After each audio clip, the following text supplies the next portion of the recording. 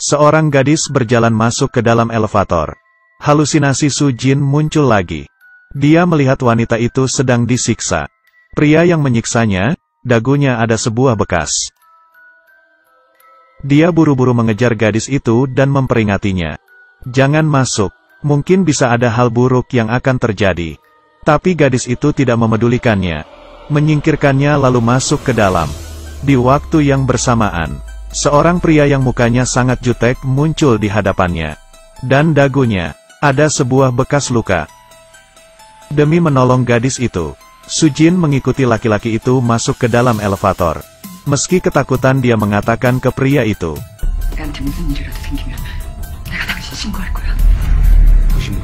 pria itu memunculkan ekspresi yang kejam, dan langsung menyekik lehernya. Dan di saat itu, dia tiba-tiba melihat takdir pria itu. Dia dibunuh oleh seseorang, lalu memasukkannya ke dalam koper dan membawanya pergi. Tidak menunggunya berkata, elevator pun sampai. Dia dilempar keluar dengan keras. Suaminya pun muncul, dan langsung memeluknya. Su Jin panik, tidak berhenti berkata ke suaminya, pria di lantai 7 itu akan mati. Tapi suaminya tidak percaya, mengatakan tidak akan terjadi apa-apa, dan memberikannya obat. Berkata setelah tidur semuanya akan menjadi baik. Di tengah malam, Su Jin terbangun. Dia pergi ke lantai 7, dan mendengar suara yang dikeluarkan oleh gadis itu dari dalam. Dia baru saja ingin membunyikan bel pintu. Tiba-tiba mendengar suara pintu. Dia ketakutan langsung bersembunyi di tangga darurat.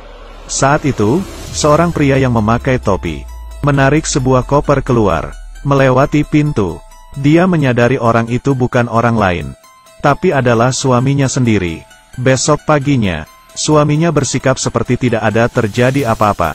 Bahkan membuatkan istrinya sarapan. Dia tidak bisa menahannya dan bertanya, Su Jin pun semakin curiga. Hari ini dia mendapatkan paket dari teman kerjanya. Barang pribadi yang dia tinggalkan di kantor. Di dalam buku dia menemukan fotonya sendiri. Tetapi pria yang di dalam foto itu bukanlah suaminya sekarang. Dia pun menanyai teman kerjanya. Hubungan dia dengan suaminya itu seperti apa? Teman kerjanya agak ragu, tapi akhirnya mengatakan yang sebenarnya kepadanya. Sebenarnya beberapa bulan lalu, kau ada menyarankan untuk bercerai. Su Jin mulai berpikir jauh. Dia memutuskan untuk lapor ke polisi. Dan di sisi lain, suami sedang mempercepat proses imigrasi. Bahkan mengganti jadwal penerbangan. Sebenarnya, dia dari awal sudah memasang pelacak di HP istrinya.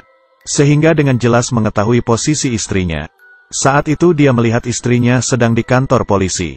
Dengan buru-buru dia mengejar ke kantor polisi. Su Jin pun langsung panik. Di depan ternyata kosong. Sama sekali tidak ada orang yang tinggal. Bahkan pemilik gedung itu berkata, kamar ini sudah beberapa bulan tidak terjual. Kasus ini tidak akan selesai. Suami juga tidak menyalahkannya. Seperti biasa dia memberikan obat kepadanya. Tapi kali ini, Su Jin tidak menelannya. Menunggu suaminya pergi, dia pun keluar untuk memeriksa. Dan di dalam elevator, dia bertemu dengan pria yang ada di dalam fotonya. Dia diam-diam mengikutinya. Mengetahui pria itu dipaksa tagih hutang oleh kreditur. Pria itu pun mengenalinya. Ia tidak begitu terkejut. Dia membawa Su Jin pulang ke apartemennya. Mulai membuka laci, perabotan di dalam kamar, membuat Su Jin merasa sangat familiar. Pria itu berkata kepadanya, malam ini pukul 8 ketemu di tempat yang kita janjikan. Dan dia pun pergi. Su Jin pun semakin ragu. Dia berusaha mencari petunjuk lainnya. Dan menyatukan semua petunjuk. Tetapi adegan selanjutnya membuat dia lebih terkejut. Di dinding apartemen ini, ternyata dipasang foto nikah mereka. Apakah dia barulah suaminya yang sebenarnya? Apabila benar seperti ini, pria yang di rumahnya itu sebenarnya siapa? Di malam hari, sesuai dengan perjanjian mereka bertemu di suatu bangunan. Dan menemukan, suami palsunya sedang menarik mayat. Dan memasukkannya ke dalam. Dia yang panik pun ketahuan. Lalu dia mengambil pisau untuk melindungi dirinya. Menghadapi suami palsunya.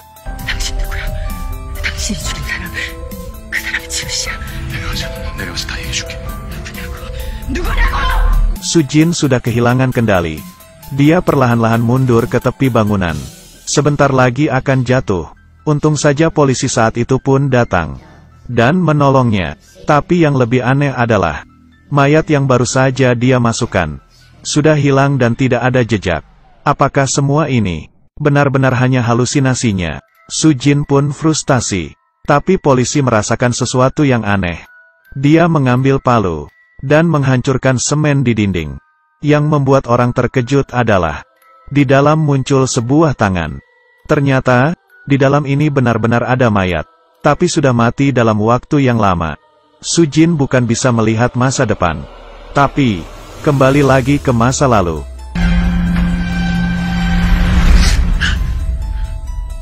Di kantor polisi, suami palsu berkata dengan muka tanpa ekspresi. Pria yang di dalam semen itu dialah yang membunuhnya. Pria itu dan Sujin barulah pasangan suami istri yang sebenarnya. Dan dia sendiri adalah kakak adopsinya Sujin. Nama aslinya adalah Sunwo. Setelah Sujin hilang ingatan, dia berpura-pura menjadi suaminya. Tujuannya untuk membohonginya dan mendapatkan kompensasi dari asuransinya. Tetapi Sujin merasakan hal itu bukanlah yang sebenarnya. Dia ingin lebih mengetahui hal itu. Sunwo pun tidak ingin membicarakannya lagi. Sujin pun pulang ke rumah. Di lantai bawah, dia bertemu dengan seorang gadis. Hatinya tergerak, menanyai nama sang gadis. Ternyata gadis ini adalah dirinya di saat masih anak-anak. Lalu gadis yang di lantai 7 itu siapa? Ternyata itu adalah dirinya di saat remaja. Saat itu dia disiksa oleh ayahnya. Lalu kakaknya datang untuk melindunginya. Dan tidak sengaja membunuh ayahnya. Dan di tengah malam membawa mayat sang ayah pergi.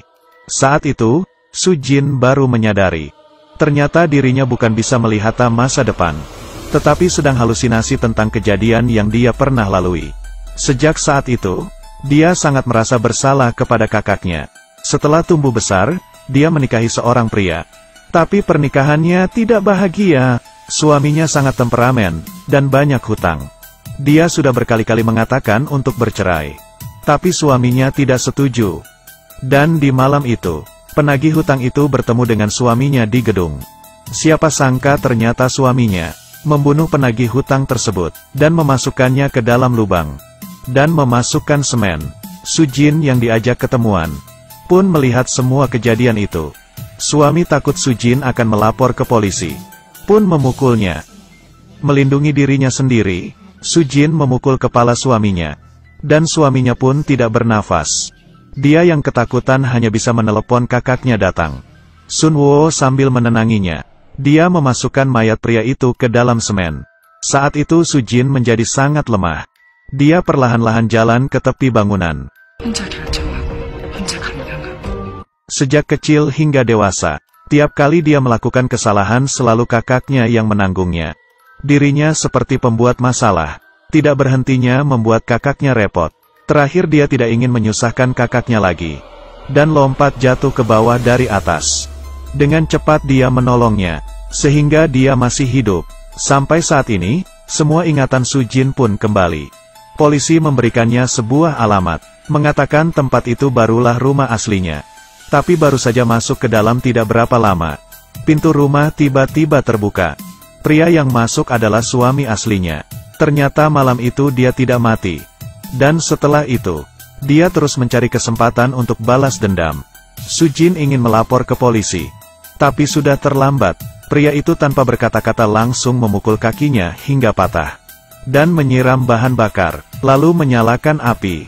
Sehingga rumah itu terbakar. Polisi yang datang pun untungnya sempat menangkapnya. Tapi Sujin yang terluka tidak bisa bergerak untuk kabur. Saat itu Sunwo datang lagi menyelamatinya. Di saat itu, dia tahu Sujin dalam bahaya. Diam-diam keluar dari kantor polisi dan langsung pergi dengan cepat. Tapi bara api semakin membesar. Dia tidak bisa kabur keluar. Hanya bisa menunggu pertolongan dan menenangi Sujin.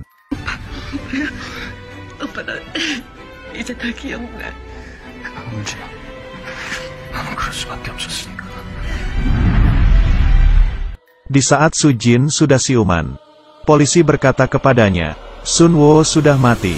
Sebelum dia mati, Dia menggunakan tubuhnya untuk melindungi Sujin. Di akhir cerita, Sujin pergi sendiri ke tempat yang mereka sudah janjikan. Sunwo selalu hidup di dalam hatinya. Dan kenapa bisa ada dua foto nikah? Karena mengikuti tradisi. Sebelah kanan pengantin adalah pengantin pria. Dan keluarga adalah berdiri di sebelah kiri pengantin.